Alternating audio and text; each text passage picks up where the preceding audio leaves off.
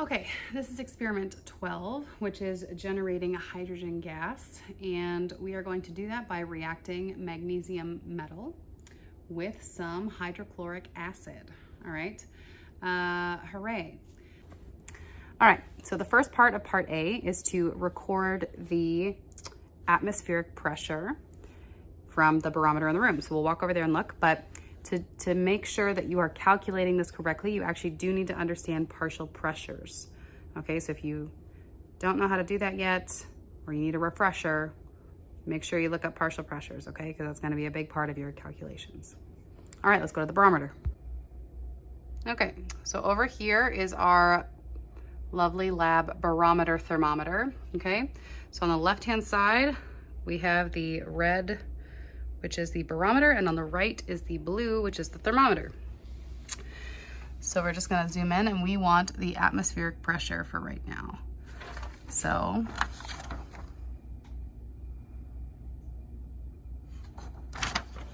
we're looking at 779.0.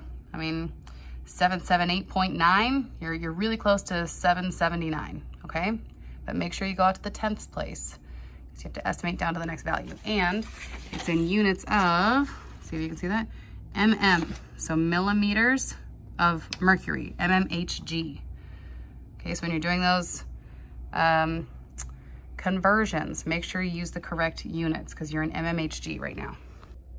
I forgot, from our barometer thermometer, you also need your temperature, okay? So we're gonna look at the right-hand side to see Celsius, and come down, and we're at 15, 16, 17, 17.8-ish. That's what I would go with, 17.8 degrees Celsius. Okay, it says to get a strip of magnesium and weigh it on an analytical balance, okay? So before we do that,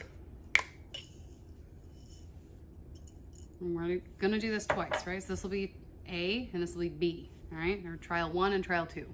Okay, before we do that, we actually want to take our magnesium pieces and just rub it real quick with some steel wool.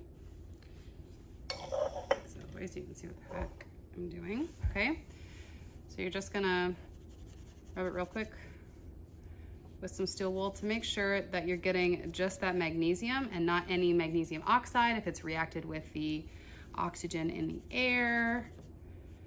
Okay, so we're trying to get just that pure magnesium. All right, there's one strip. Okay, so now hopefully we took off any kind of coating of magnesium oxide, and it's just pure magnesium. Let's go weigh it or mass it.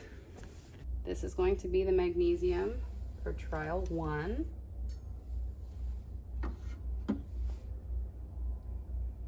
Okay. So now what it wants us to do is coil it into a ball. So we just kind of wrap it up. It's exciting, I know. Here we go. Okay, make a nice little ball of magnesium, okay? And then you want to coil some copper around just to basically keep it together and make sure that you react to all of the magnesium and that there's not like a little flake that flies apart or something. All right.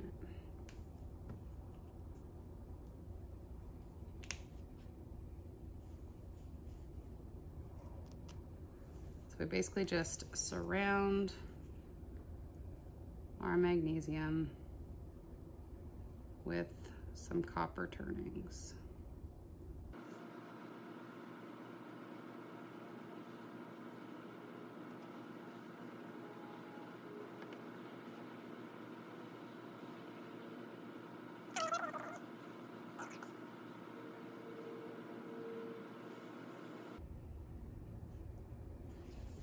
Okay.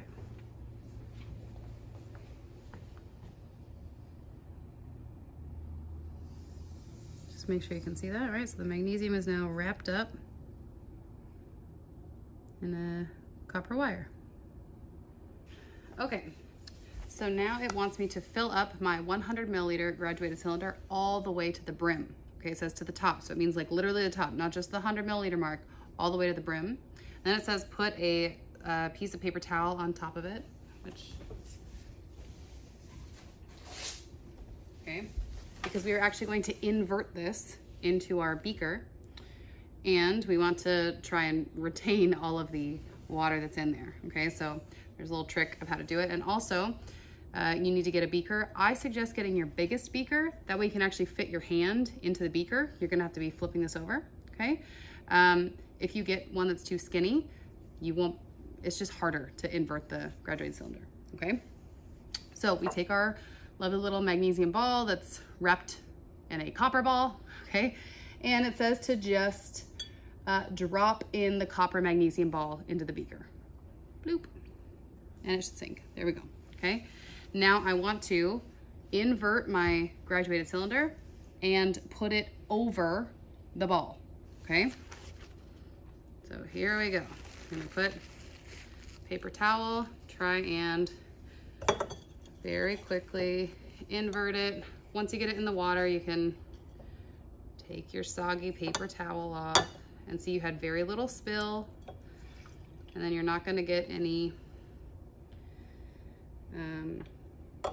air bubbles, okay? Other than that one that just went up, okay? All right, now that it's upside down, I actually like to take this off so you can see the numbers here. Now there is a tiny air bubble in there, okay? So that might throw off our data a little bit. But when you're talking about error, you can explain why. All right, now since there is this air bubble in here, I don't know if you can see that. Let me bring it up. Okay, since there is that air bubble, I'm actually gonna redo it. I'm gonna fill up this graduated cylinder again and reflip it, because this tiny amount of air will actually skew our data, okay? Take two. All right, now since I was not being successful with the paper towel method, the other way to do this is to basically make a seal with your hand. Okay, I can't show you, otherwise I would open up the seal, and then you just have to maneuver. Sorry, you're only seeing my arm, okay? But you maneuver your hand, and then you have just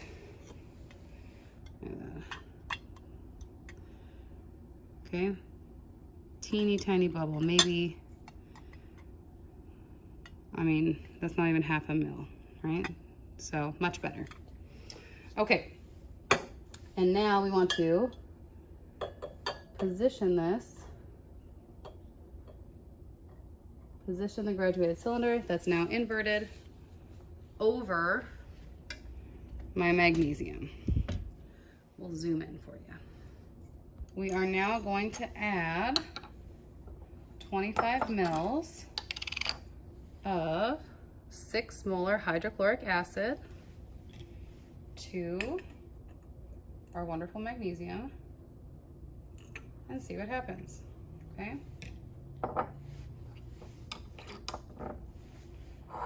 And we're gonna do this with a long stemmed funnel. So I wanna put the funnel in here to basically the little mouth of my graduated cylinder. Okay, that way my hydrochloric acid is going to be going like directly into the graduated cylinder, all right? So we're just gonna add a little bit at a time with our funnel.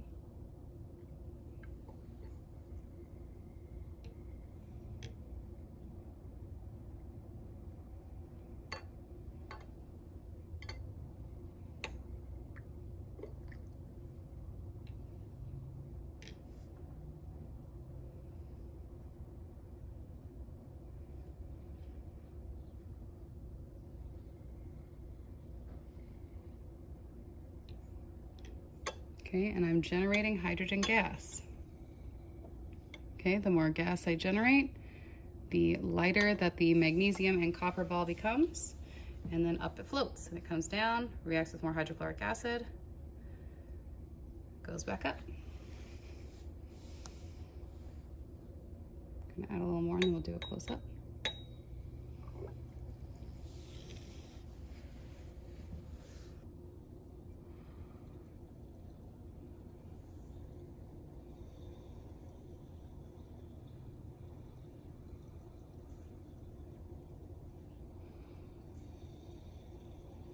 So when it goes down, it's touching more of that hydrochloric acid and more are reacting, and then that's how much hydrogen gas we're making, at least so far.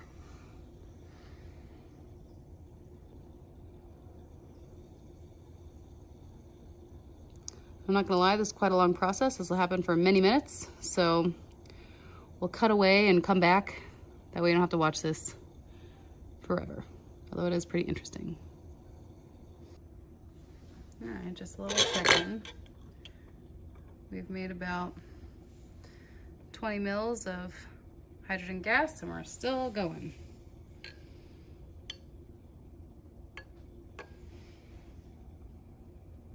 Okay, just added all of our HCl. It is still reacting, you can see. And we're at about 45 mils of hydrogen gas created so far. Okay, so the magnesium's not done reacting yet, but I just wanted to show you, okay, it's basically like this empty copper shell at this point, right? Because we are reacting that magnesium metal with the hydrochloric acid. So yes, there's still magnesium in there because that's what's reacting with the hydrochloric acid. You can clearly see the bubbles are still going, all right? However, it's definitely not what it looked like before, right? We used to have a magnesium ball inside that copper shell. Now it looks like almost an empty copper shell, right? Yeah.